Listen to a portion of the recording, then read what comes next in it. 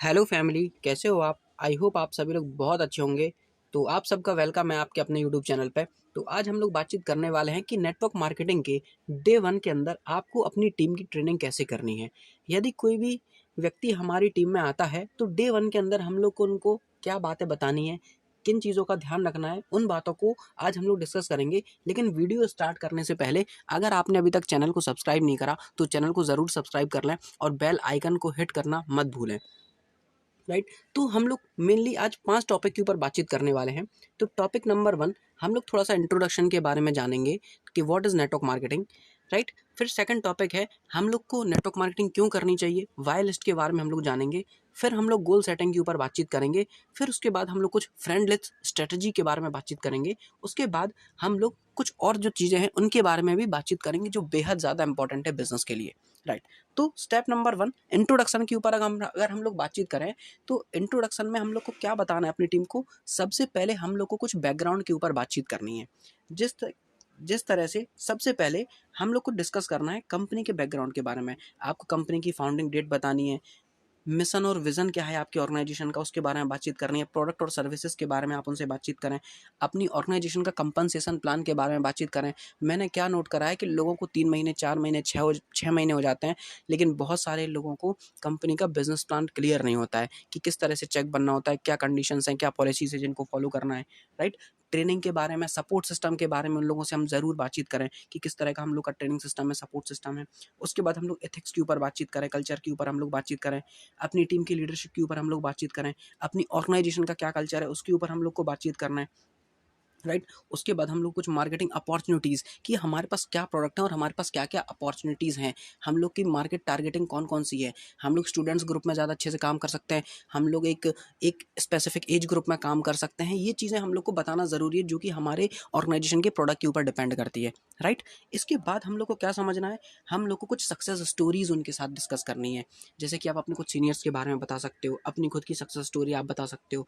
कुछ पॉलिसीज़ जो हैं अपने, ठीक है, जो प्रोसीजर है उनके बारे में आप बातचीत करो। कंपनी के कौन-कौन से इवेंट्स होते हैं, कौन-कौन से इवेंट्स हम लोग करने वाले हैं, कौन-कौन से अपकमिंग इवेंट्स हैं, उनके बारे में हम लोग बातचीत करें। उसके बाद हम लोग रिकॉग्निशन एंड रिवॉर्ड्स के बारे में बातचीत करें कि भई आप कौन सा डेज़िग्नेशन अचीव करोगे, तो आपको क्या रिवॉर्ड मिलता है, क्या अचीवमेंट्स आपको बनती हैं, उन सारी चीज़ों के बारे में हम लोग को बातचीत करनी है। आई होप आपको यहाँ तक समझ में आया होगा।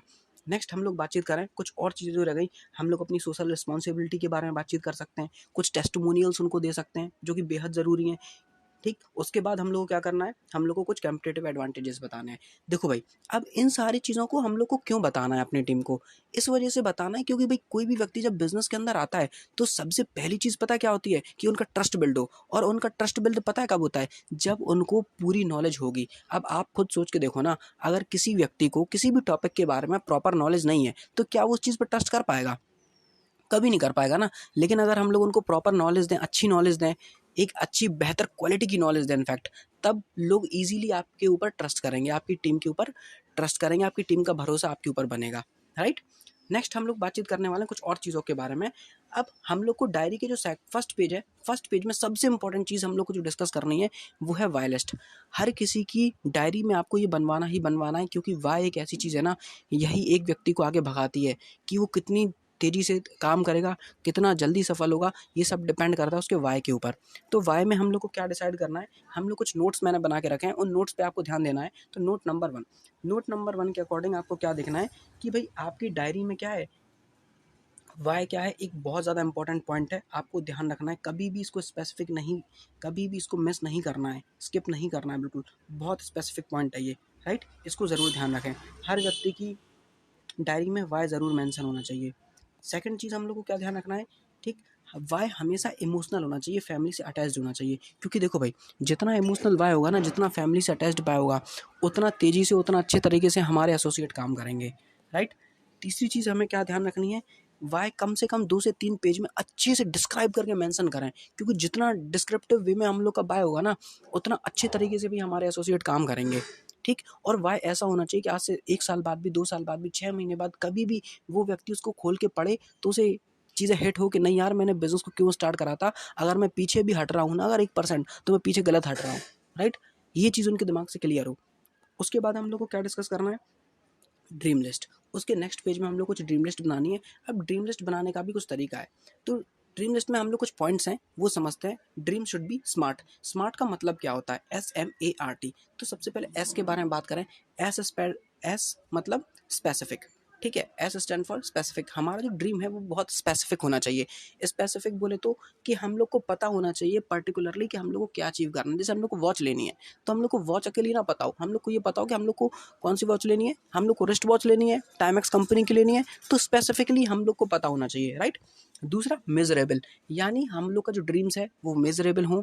हम लोग को पता होना चाहिए कि वो चीज़ कितने रुपए की आएगी। वॉच लेनी है 3,000 रुपए की आएगी, तो ये क्या हो गया? मेजरेबल। हम लोग उस क्वांटिटी में नाप पा रहे हैं, राइट। उसके बाद अचीवेबल, ऐसी चीज़ लिखनी है जो अचीव की जा सकती हो। ये नहीं लिखना है कि 2 महीने में BMW आ जाए, भाई देखो वो तो पॉसिबल नहीं है, वो एक समय का लगता है वो चीज़ें होने में, राइट। तो ऐसी चीज़ें नोट करनी है जो अचीवेबल हो। उसके बाद रियलिस्टिक नोट करवाना है डायरी में। रियलिस्टिक यानी जो चीज़ें रियल में भी होती हूँ। अब ये नहीं बोलना है कि बिजनेस की मदद से चांद धरती पे आ जाए, तो भाई देखो वो तो पॉसिबल नहीं है, राइट। तो रियलिस्टिक चीज़ें हो। उसके बाद हम लोग को क्या ध्यान रखना है? Time bound. टाइम बाउंड बहुत इंपॉर्टेंट चीज़ है, क्योंकि हर एक ड्रीम की एक डेडलाइन होनी चाहिए कि इतने समय से पहले पहले हम लोग को हर हाल में एनी हाउ उसको कंप्लीट कर लेना है, ठीक है। तो इन चीज़ों का हम लोग को विशेष तौर पे ध्यान रखना है, ठीक। नेक्स्ट, अब ड्रीम लिस्ट बनाते समय किन बातों को ध्यान रखना है? 3 कैटेगरी में डिवाइड करना है। तो कैटेगरी नंबर 1, कैटेगरी में हम लोग लिखेंगे, कैटेगरी 1 में हम लोग लिखेंगे short term dream. Short term dream बोले तो इसमें हम लोग को ऐसे ड्रीम लिखने हैं जो हम लोग 6 महीने के अंदर पूरे करने वाले हैं, राइट, ठीक है। और कम से कम 20 ड्रीम इसके अंदर लिखने हैं कि 6 महीने में हम लोग कौन से 20 ड्रीम कंप्लीट करने वाले हैं। उसके बाद कैटेगरी नंबर 2 में हम लोग को लिखने हैं mid term dream. Mid term dream कौन से होंगे हम लोग के? जो हम लोग के 6 महीने से अगले 2 साल के अंदर हम जो चीज़ें अचीव करना चाहते हैं, सारी चीज़ों को लिखना है। बाकायदा किस तरह से लिखना है हम लोग को? डेट मेंशन हो, कितने तारीख से पहले अचीव करना है, कितने रुपए की होगी, कलर, डेट, टाइम, जगह, हर एक चीज़ मेंशन होनी चाहिए उसमें। बहुत स्मार्ट तरीके से ड्रीम लिखना है, राइट। स्मार्ट का मतलब ऑलरेडी मैं आपको बता चुका हूँ। फिर हम लोग को ध्यान रखना है कैटेगरी 3। कैटेगरी 3 में हम लोग लिखेंगे लॉन्ग टर्म ड्रीम्स। अब देखो भाई, लॉन्ग टर्म ड्रीम्स कौन से होते हैं? लॉन्ग टर्म ड्रीम्स वो होते हैं जो आफ्टर 2 ईयर्स हैं। 2 साल के बाद अपनी पूरी लाइफ में जो जो आप अचीव करना चाहते हो, ईच एंड एवरीथिंग आपको इसमें मेंशन करनी है, राइट। ईच एंड एवरीथिंग, कुछ भी चीज़ें स्किप ना हो, ठीक है। हर एक चीज़ को मेंशन करो, और इनफैक्ट कुछ स्पेस भी छोड़ो, कुछ पेजेस की जगह भी छोड़ो, क्योंकि भविष्य में बहुत सारी चीज़ें हम लोग को ऐसी मिलती हैं जो हमारा सपना होती नहीं है, लेकिन धीरे धीरे हमारे सपने बढ़ते जाते हैं, हमारी ख्वाहिशें बढ़ती जाती हैं। तो उन चीज़ों को भी अचीव करो, जो कि अच्छी बात है कहीं ना कहीं, ठीक है। तो ड्रीम लिस्ट कंप्लीट होने के बाद आपको ये सारी चीज़ अपने सामने ही करवानी है, होमवर्क में नहीं देना है, इस बात का ध्यान रखिए। सामने बनवाएंगे तो आप थोड़ा सा और अच्छे से उनको आइडियाज़ दे पाएंगे, हमारी टीम के एसोसिएट सोच पाएंगे। और जब आप लोग ड्रीम लिस्ट बनवा रहे होंगे ना, तो आपको एक चीज़ फील होगी कि अपने मन से शायद हमारे एसोसिएट 10 ड्रीम भी ना लिख पाएँ। तो आपको फील होगा कि यार पता आज के समय में लोगों के पास 10 सपने भी नहीं हैं अपनी लाइफ में। इसी वजह से तो लोग आगे नहीं बढ़ पाते, क्योंकि जब गोल ही नहीं होगा तो आगे क्यों बढ़ेंगे, राइट। तो goal setting is very important for success, right. आगे बढ़ते हैं, कुछ हम लोग फ्रेंड लिस्ट स्ट्रेटजी के बारे में बातचीत करेंगे। अब हम लोग को फ्रेंड लिस्ट कैसे बनवानी है, ये सबसे इंपॉर्टेंट चीज़ है, क्योंकि देखो यहाँ पे शुरू होने वाली है काम करने वाली बातें कि हम लोग को काम कैसे करना है। तो फ्रेंड लिस्ट में हम लोग को एक चीज़ का ध्यान रखना है कि फ्रेंड लिस्ट कैसे बनानी है। तो आपको अपनी डायरी पे क्या लिखाना है? FRIENDS, इस तरह से एक पेज में लिखाना है। ये वो लोग हैं जिनको आपको प्रेजेंटेशन देनी है। तो F का मतलब क्या है? फ्रेंड्स, सारे फ्रेंड्स को बताना है। R का मतलब रिलेटिव्स, सारे रिलेटिव्स को बताना है बिजनेस प्लान के बारे में। इंस्टीट्यूशंस, आप यानी आपके स्कूल कॉलेज इंस्टीट्यूशंस के दोस्त, उनके बारे में बताना है। एनिमी, आपके कुछ ऐसे लोग हैं जिनसे बॉन्डिंग बहुत ज़्यादा अच्छी नहीं है, बनती नहीं है, कोई बात नहीं, उनको भी बताना है। यही मौका है दोस्ती बढ़ाने का, राइट। उसके बाद नेबरहुड, पड़ोसी, आपके आसपास के जितने लोग हैं उनको भी बताना है। डोमेस्टिक यानी घर के लोग, अपने बड़े छोटे भाई बहन, मम्मी पापा, जो भी बिजनेस में इंटरेस्टेड हो सकते हैं, उन सभी को आपको बिजनेस के बारे में बताना है। स्ट्रेंजर्स यानी अजनबियों को। अब कुछ लोग बोलेंगे सर कि स्ट्रेंजर को कैसे बताएंगे? देखो भाई, स्ट्रेंजर को बताने का सिंपल सा तरीका है, पता है क्या भाई? जब हम लोग दुनिया में जन्म लिया था, हमारे लिए तो हर कोई स्ट्रेंजर था, लेकिन हम लोगों ने धीरे धीरे सबको जाना ना। तो अभी भी हम लोग कहीं भी रास्ते में जाते हैं, मिलते हैं, नए नए लोगों से मिलते हैं, तो उन लोगों से दोस्ती बना सकते हैं। पहले दोस्ती बनाने के बाद उनको कोल्ड लिस्ट, हॉट लिस्ट में कन्वर्ट करेंगे, उसके बाद उनको हम लोग बिजनेस प्लान दिखाएंगे, राइट। तो हम लोग को क्या करना है? स्ट्रेंजर्स को भी बताना है, उनको भी आगे बढ़ाना है, राइट।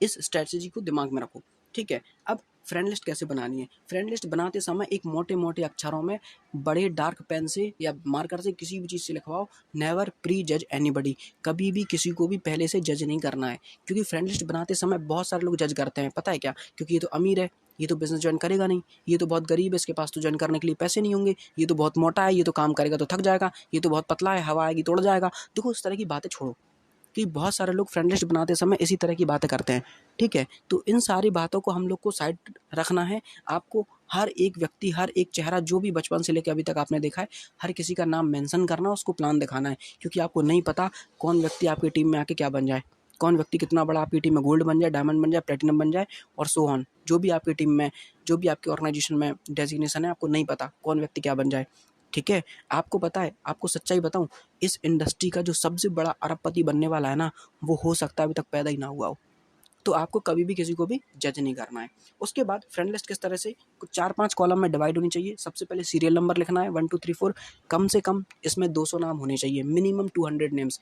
सेकंड पार्ट, उनका नेम लिखना है, नेम वाली लिस्ट बनाओ, आप देख पा रहे हो स्क्रीन पे, उनके नाम लिखो। उसके बाद उनका प्रोफेशन क्या करते हैं, ठीक है, क्योंकि प्रोफेशन से ही आपको पता चल पाएगा कि उनके थ्रू कितना अच्छा एचआर हम लोग को मिलने वाला है। उसके बाद होम टाउन, उनका होम टाउन क्या है, कहाँ रहते हैं वो, इस चीज़ को ज़रूर नोट करें, क्योंकि देखो ऐसा होता है, मैं आपको एग्जांपल दूं, जैसे मैं पढ़ाई कानपुर में करता हूँ, लेकिन मेरा होम टाउन झांसी है, यूपी, राइट। अब भाई हमारे सीनियर को पता है ना कि ये कानपुर में पढ़ाई करता है, तो उनको ये पता चल रहा है कि इनके थ्रू कानपुर में भी नेटवर्क निकल सकता है, ठीक है। और आप ये चीज़ समझो कि अगर किसी भी बिजनेस को आगे बढ़ना है तो diversification is the most important for your network. If you don't have diversification then you are doing only marketing, not network marketing. इस बात को ध्यान रखिए, ठीक है। लास्ट पॉइंट, ट्रस्ट फैक्टर, ये सबसे इंपॉर्टेंट पॉइंट है। आपको यहाँ पे परसेंटेज लिखना है कि कितना परसेंट ट्रस्ट वो आपको करते हैं, या फिर कितने परसेंट चांसेस हैं कि वो आपको ज्वाइन करेंगे, ठीक है। तो ट्रस्ट फैक्टर बहुत ज़रूरी है, इससे आप लिस्ट को क्या कर पाओगे, शॉर्ट लिस्ट कर पाओगे, आपको पता चल पाएगा कि पहले किसको प्लान दिखाना है, बाद में किसको प्लान दिखाना है, राइट। आई होप आप यहाँ तक समझोगे। इसके बाद भी अगर आपके पास कोई क्वेश्चन है, कुछ क्वेरी है, अगर आप पूछना चाहते हो, तो मैं डिस्क्रिप्शन बॉक्स में अपना नंबर दूंगा, आप कभी भी मुझे कॉल कर सकते हो और मेरी हेल्प ले सकते हो, मैं आपकी हेल्प करने के लिए रेडी हूँ,